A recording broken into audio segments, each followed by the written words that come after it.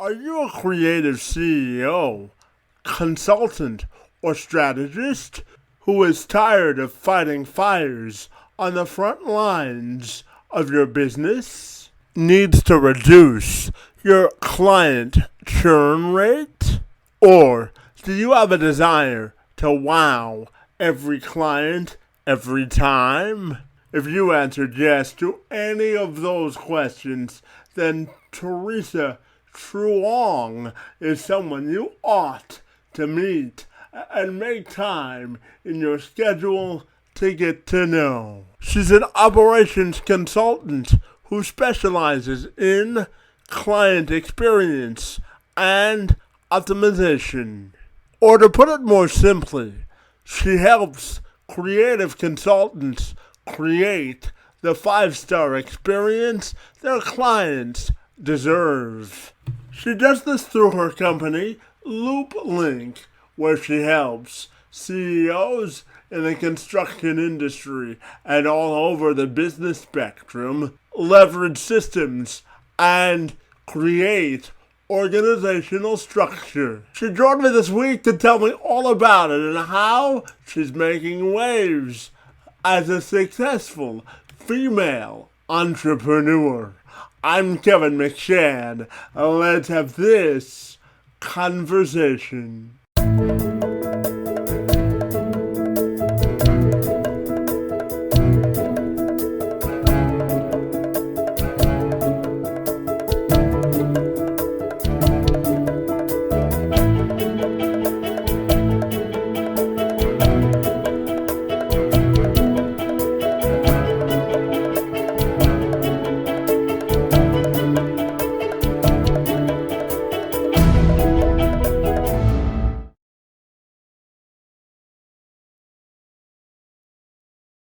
Welcome you to the show this morning, and I'm excited to talk to you all about the great work that you do at LoopLink. Great to be with you this morning, and thank you so very much for being here. Yes, no, thank you so much for having me, Kevin. I'm excited to have our conversation today. Absolutely. Now, I know that you started LoopLink because you had firsthand experience on how CEOs were sort of leveraging systems and structures, and you wanted to sort of level the playing field. So I'm wondering if we can start the conversation right there and tell me about the great work that you do at LoopLink, and why you thought it might be a good idea to start it. Yes, absolutely. So I started LoopLink back in 2016, and it was definitely, I would say, the full circle based upon all of the experience and the diverse journey that I've been on. And I think if I was able to really drum it down to why I started LoopLink, it was just due to my own personal history as well. I come from a family of entrepreneurs. And so when I was younger, my dad operated his own construction business. And through that, he and my mother actually worked together. And they invested a lot of time and effort into building the business so that they can actually support us, their family. And so by seeing, the hard work, the long hours, and the sacrifices, it just kind of really helped me learn or accentuate my ability to be more efficient and effective. And so throughout the course of my life, that's kind of been a talent that I've kind of had. And so, by being able to go through different elements in life and experiences in life, that just kind of really grew exponentially. And so, after working with a large corporation in helping them build out their systems, refining their processes and operations, I felt a calling to just be able to refocus back onto the small business owners community. And so that's where LoopLink was kind of really born to help work alongside the CEOs and help make the impacts on a more personal level so that they can reclaim their freedom and flexibility to do what they love doing the most. And I know it was originally created to focus on local community and the construction trades as well. So I'm wondering how you were able to navigate a fairly male-dominated field to have success. And I know that you've had success because you've been in this arena for about 15 years now. So I'm wondering your thoughts there as well. Yes, that is such a great question. I think it just really comes down to balancing, and giving that balance in a male-dominated world, and understanding, our qualities and our strengths as well. And so, what I brought to the table was a lot more controlled organization that really can help, these construction folks be able to focus on the things that they do best, which is on the field level or managing projects, communicating with clients, and things like that. And so that kind of was what I was able to bring to the table to support, to work alongside my counterparts and my colleagues. And that's essentially how I also began to grow the business beyond the construction industry, beyond the trades as well, into other industries such as the creatives and the SaaS industry as well. And I know for you that you have some helpful insights on how to create flexibility in order to grow. So I'm wondering if we can dive a little bit deeper into that this morning. Yes, absolutely, absolutely. So, in order to create flexibility for growth, the biggest thing is to be able to bring in structure into your business. And so, when we bring in structures, we are talking more about systems. And when we think about systems, it's not just only the tools and applications, the technology, but it's also the steps in how to kind of get them done, a checklist, if you will. And so, it's about establishing that foundation first, because when your mind and brain doesn't have to work so hard at understanding or knowing what's to take place, it releases you to be able to focus and have more time into determining what you want to do, how you can spend your time, whether it's to grow the business more or to be able to have extra time to focus into your passion project, or your family, or giving back to the community, for example. And so once you establish that foundation, then you're going to be able to organize where your focus will be. Absolutely, and I know organizational structure is very important for developing success. And I'm wondering if we can elaborate on how that might apply for people with disabilities. You know, I work extensively with people with disabilities and trying to get them to become gainfully employed. And I always tell people that employing people with disabilities can improve your organization operating procedure and systems. So I'm wondering your thoughts on that and how we can develop a winning culture for people with disabilities. Yes, that is such a great question, and it is going to become more relevant as as we continue to expand in this world. And I think one of the biggest things and effective ways that companies can accomplish this is by building out stronger training programs that can easily help onboard new team members or individuals with disabilities, by being able to break down the processes or the sequences more in bite-sized pieces, spending more time with training and being able to improve their processes. I think one of the biggest things is by keeping the processes simple as well. That will help the individuals with disability to uh, refine and master their responsibilities and activities that they have oversight on. And when we look at productivity at work and in life, I know that you have philosophy on how to develop a productivity mindset. So I'm wondering if we can also dive a little bit into that as well. Yes, absolutely. And I think it's about how you view productivity, right? Productivity is being able to do more in a shorter period of time, and that actually, um, in order to really scale upon that, it's about also being able to prepare yourself by organizing, your thoughts, the things that you have to tackle, and being able to plan ahead. That's how you can actually start getting more productive, more efficient, and more effective as well. And so when we look at productivity mindset, that's what it really entails, right? It just allows you to sit down, plan, capture everything that needs to be done, and then scheduling it in so that it can take place and it can be completed. And Teresa, I know that you have a distinction between the difference between management and leadership. So I'm wondering if you can share that. Absolutely, absolutely. A lot of the times we may think it's one of the same, but I definitely feel that there is a difference.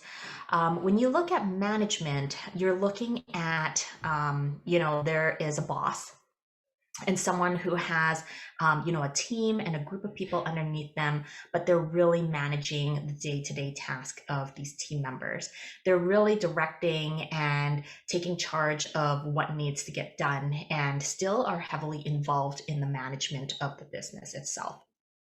Whereas leadership, you are still, someone who's the head of a team, of people, a group of people. But the biggest difference in leadership is that as the leader, you're empowering your team members to take charge, to have autonomy, and to be able to make decisions that will keep the business growing. So you're not necessarily more involved in the business itself, like the business operations, but you're actually more involved in the business of people at that point in time.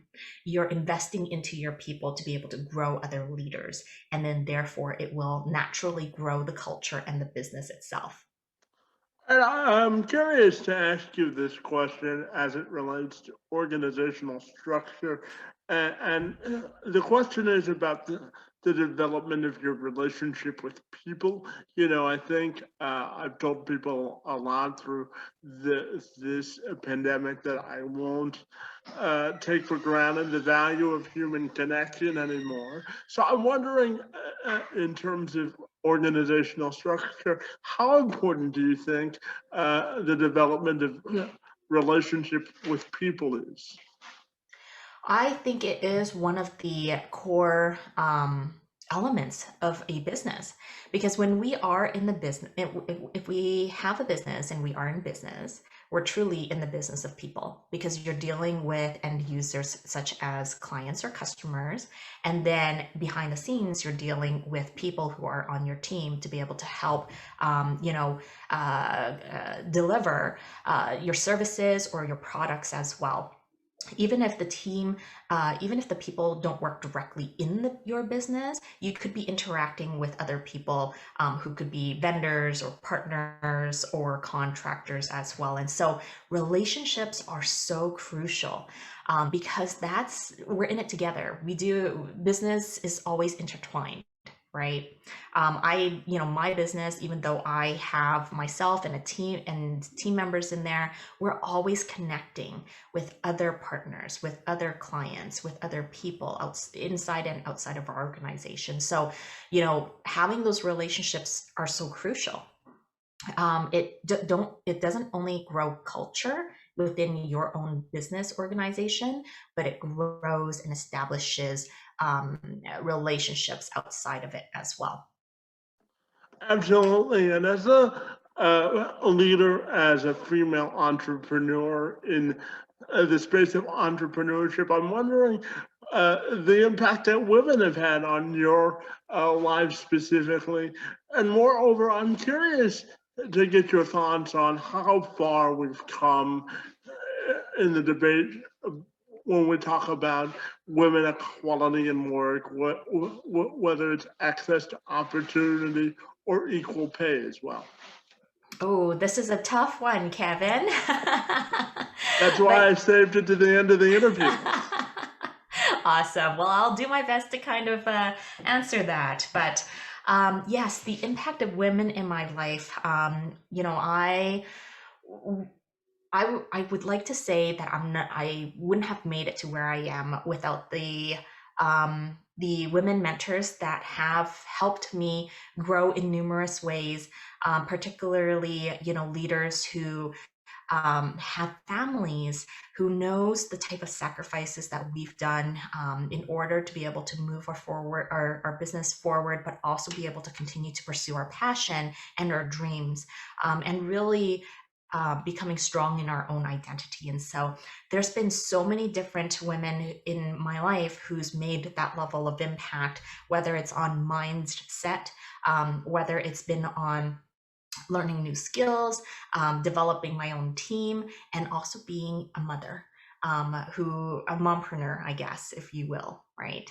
Now, the second part of your question, which comes to opportunities for women and equal pay and things like that, I think it's always going to be a challenge.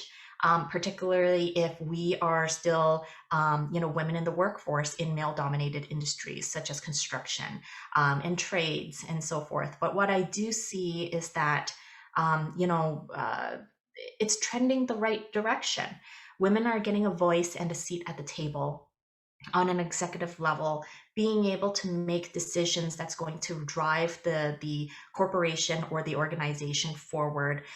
Is it going to be perfect, and will we eventually get to it being equal? I think as long as women continue to pursue what they value the most in itself, they're going to be able to overcome that challenge in different ways. Absolutely, and I'm curious to dive a little bit into what allows you to have a personal release in terms of fun, and when you're not working, what do you enjoy doing for personal fulfillment? Yes, great question. So I typically like to say that the work that I do is what I'm really passionate about. And so in my spare time, believe it or not, I love building websites. Coding is just one of those things that allows me to, disconnect from any other stressors in my brain. It's just something where it's like you can just zone in and, feel like you're on a different level altogether. But for fun and fulfillment, I also find joy in, calligraphy and also nurturing bonsai trees. Well, that's a full plate of things to keep you interested for sure. Mhm. And I'm curious to finally ask you about your personal and professional legacy. If you've given any thought on how you would like that to be defined. Yes, I I have when it comes to professional. I am always one to be cognizant about walking the talk, and I've asked myself the question of what kind of legacy would I like to leave behind. And I think ultimately it is more so of the principle and the messaging behind it is that we go into business for a reason. We have a why and a mission behind that. And if our why goes deeper than ourselves, so for example, for our family, for a mission that we truly believe in that's going to make impact to the world, then my legacy, my hope is that we're going to continue to be able to build business with simplicity, through structure and systems that will allow us to continue to focus in on what matters the most. And then for personally, it's to be able to raise my family, my children, to be, participating beings in society, and to be able to give back to the world in more ways than they can. Absolutely. Teresa, I'll share with you that I live my life through the saying that inclusion is the gateway to Mhm. independence. So I commend you for those goals and aspirations for sure. Yes, that is awesome. Thank you. So, Teresa, if people want to get connected with you personally or professionally, what's the best way they can do that? Yes, the best way to connect with me will be through my website. So my website is looplinkinc.com, LOOPLINKINC.com. Fantastic, Teresa. I really want to thank you for a couple of minutes talking about organizational and company structure and leadership. Really enjoyed our conversation. Your insights and perspectives are most appreciated, and I want to thank you for joining me this morning as well. Sounds good. Thank you so much for having me, Kevin.